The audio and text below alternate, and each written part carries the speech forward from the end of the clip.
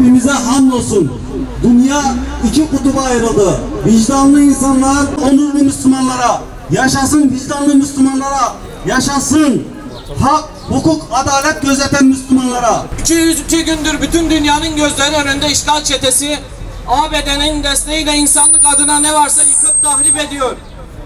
Geçtiğimiz günlerde Almanya Başbakanı Türkiye'ye geldi. Önce İstanbul'da kardeşlerimiz protesto ettiler. Daha sonra Gaziantep ve Ankara'da protesto edildi. Hitler'in Holocaust cenderesinin ezikliğini yaşayan Almanya, soykırımcı İsrail'e kayıtsız şartsız destek olarak soykırıma ortak oluyor. Direniş bütün dünyaya yayıldı. ABD'de Kolombiya Üniversitesi'ne başlayan ve farklı eyaletlerdeki üniversitelere de yayılan Gazze eylemleri, üniversitelerin Siyonist çete ile olan ilişkilerin sonlandırılmasını talebini dillendiriyor.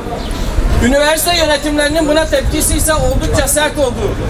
Barışçıl gösterilere karşı öğrenciler hakkında soruşturmalar başlatıldı ve eylemleri organize eden öğrenciler çeşitli baskılara maruz kaldı. Üniversitelerin bu baskıya boyun eğmemesi takdire şayandır.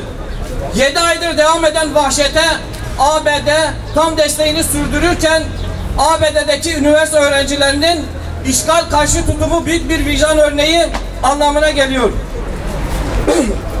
İnsani ve vicdani hasletlerle Gazze direnişini destekleyen öğrencilerle dayanışma bilincini yükselterek Siyonist çete ve destekçilere gereken mesajı ulaştırmak için kampüsleri ayağa kaldıralım. Gazze için kampüsler ayağa, yaşasın küresel intifada.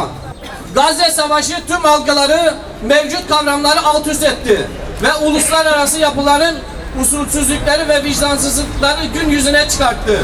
Dünyada vicdanlılar ile vicdansızlar arasında büyük bir savaş başladı.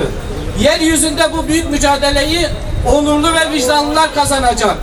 Gazze'de katliam var ama aynı zamanda izzetli bir direniş var. Umudumuzu kaybetmeyeceğiz. Aksa tufanı İsrail'in yenilmez ordusu ve istihbaratını yerle bir etti. Dünyanın bütün güçleri bir araya geldi ama bir avuç imanlı Kasım tukaylarını yıkamadı. Gazze'deki direniş imanın ne büyük bir güç olduğunu bizlere göstermiştir.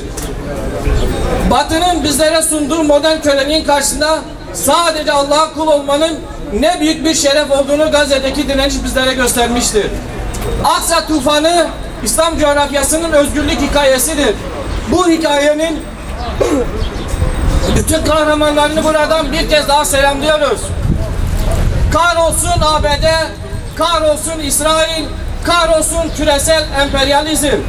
Yaşasın Gazze direnişimiz, yaşasın nehirden denize özgür Filistin, yaşasın küresel intifada.